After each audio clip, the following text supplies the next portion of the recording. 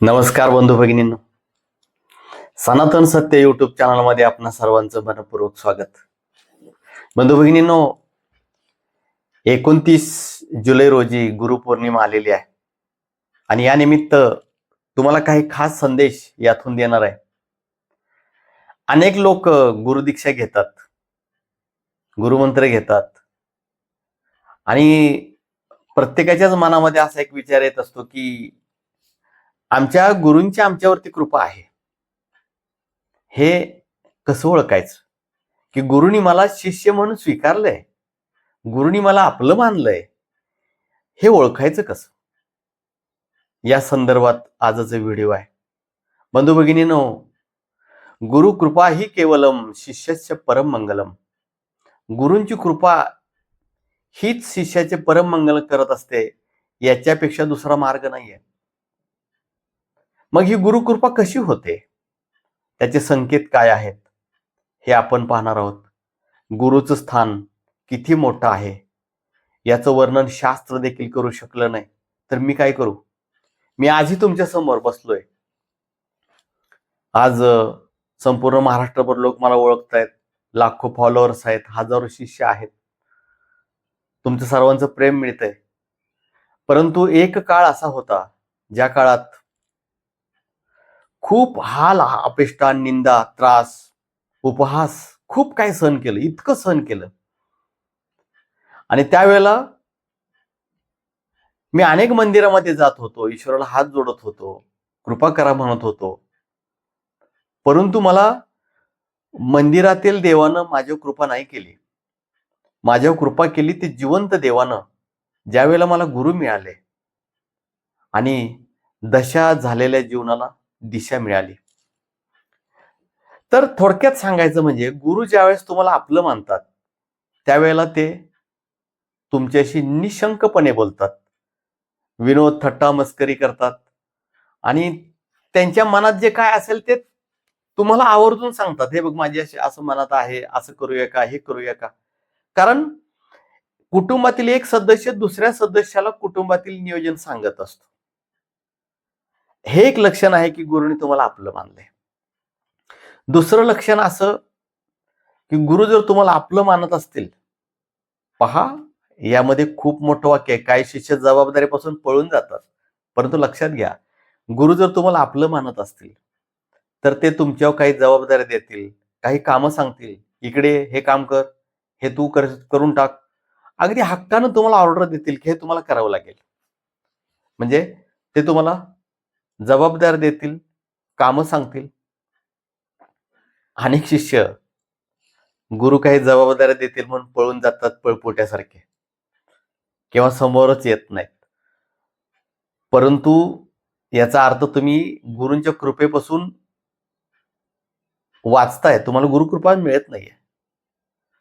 दुसरा विषय असा आहे की गुरु जर तुमच्यावर कृपा करत असतील, गुरुने तुम्हाला आपलं मानलं असेल, तर गुरु तुमच्यावर रागावतील देखील, गुरु तुमचा अपमान देखील करतील, गुरु तुम्हाला इग्नोर देखील करतील, तुमच्यावर लक्षच देणार नाहीत, मुद्दाम वेळोवेळी अपमान करतील.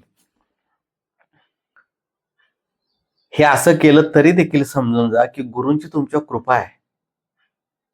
तुमच्यामध्ये काहीतरी अहंकार आहे, तुमच्या मनामध्ये मान अपमानाविषयी मोह आहे, हे काढून टाकण्यासाठी तुम्हाला गुरु बोलतील. किंवा ज्यांनी तुम्हाला आपलं मानलंय, समजा तुमचं मूल आहे, तर बाप त्याला शिव्या देईल, मारल, चॉकलेट देईल, पेढे देईल, पाठीवरून हाती फिरवेल, कारण त्यानं आपलं मानलेलं आहे त्याला.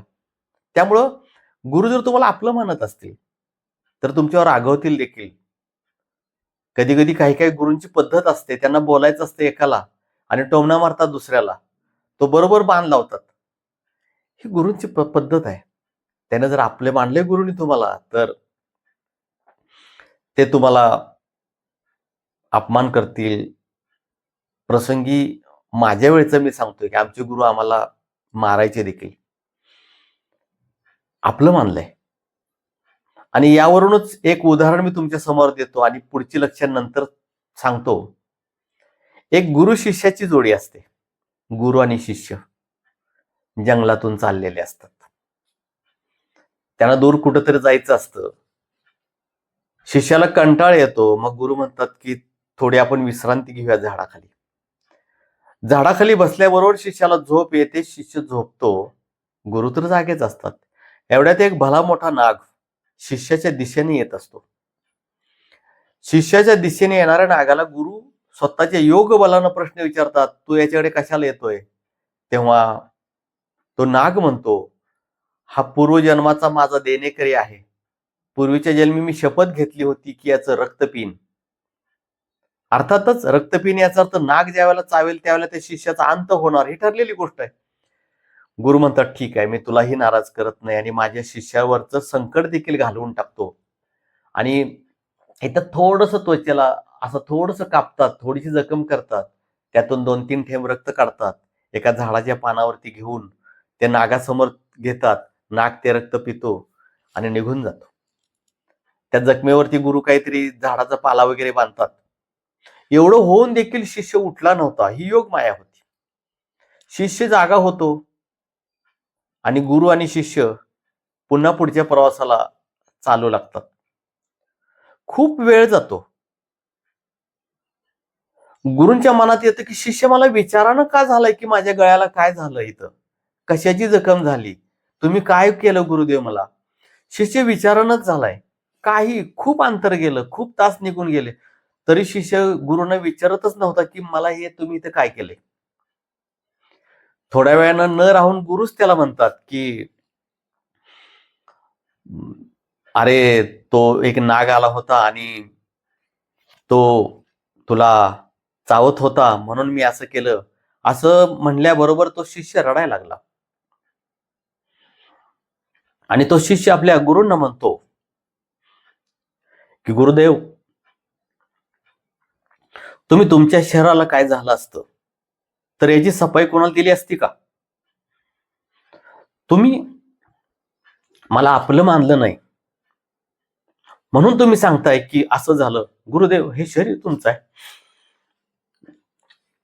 माझ्या बाबतीत तुम्हाला जे काही करायचं असेल ते करू शकता. असे शिष्य थोडासा इमोशनल मी होतो, कारण याचं कारण असं आहे की माझ्या गुरूंच्याकडे असताना मी या पद्धतीनं वागलोय आणि मला नेहमी गुरु शिष्यांचं नातं समोर आलं की मी इमोशनल होतो. मला हे आठवत राहतं.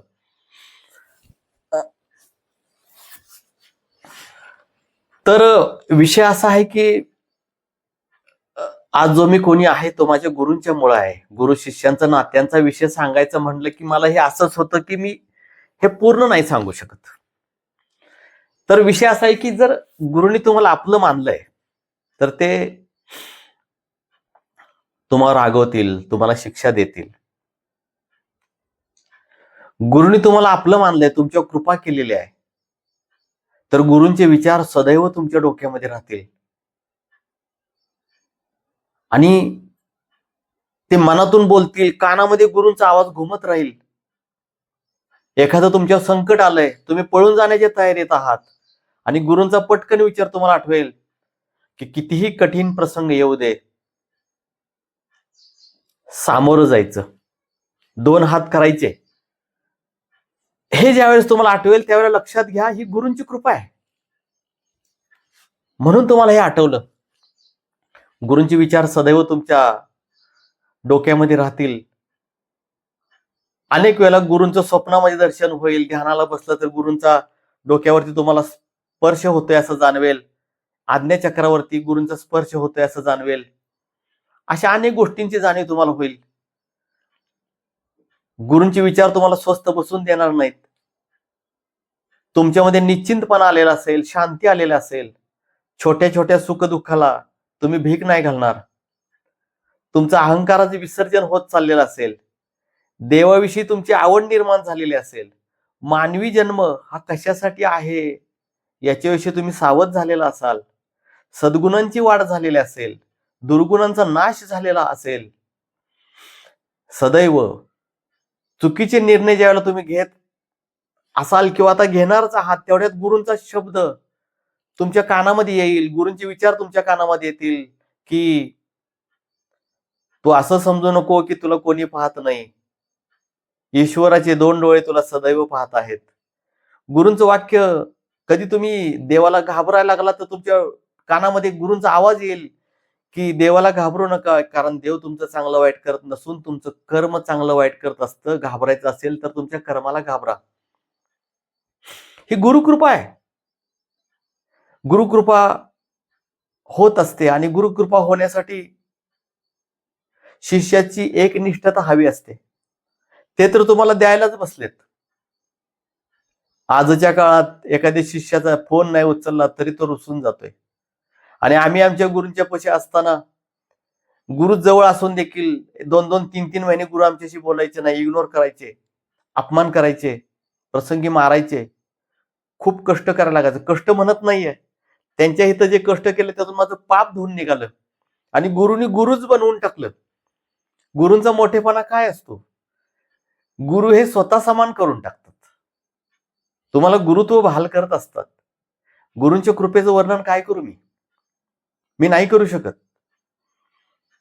मी पुन्हा पुन्हा एकच उदाहरण देतोय. मला जगातली कोणाची उदाहरणं माहित नाहीत, परंतु तुमच्या पुढे हा जो आहे दिग्या, दिगंबर, यातून जो काशीनाथ बाबा निर्माण झाला ती गुरूंची कृपा आहे. आणि दिगंबर सूर्यवंशी हे माझं मूळ नाव. गुरुदीक्षेमध्ये माझ्या गुरुनी प्रेमानं मला शंकर आणि काशीनाथ ही 2 नावं दिली होती, किंवा ते मला वारंवार शंकर किंवा काशीनाथ या नावानंच हाक मारायचे. आणि म्हणूनच मी भक्ती मार्गामध्ये हे प्रेमानं काशीनाथ बाबा, बाबा हा शब्द मी वापरत नाही, पण माझे शिष्य लोक, बाकीचे लोक बाबा हा शब्द वापरतात. काशीनाथ. आणि मी माझ्या गुरूंच्या चरणाचा दास काशीनाथ, गुरूंच्या पायाची धूळ काशीनाथ. मी कोणी नाही, कसलाही गर्व अहंकार काय करणार आहे? कारण जो माणूस शून्यातून वर आलेला आहे त्या शून्याला आकार देण्याचं कार्यच गुरुनी केलंय. गुरुनी मला घडवलंय, मी स्वतः असं काहीच नाहीये.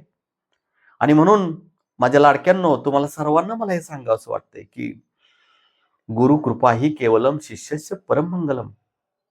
आपण गुरूंच्याकडे जात असतो.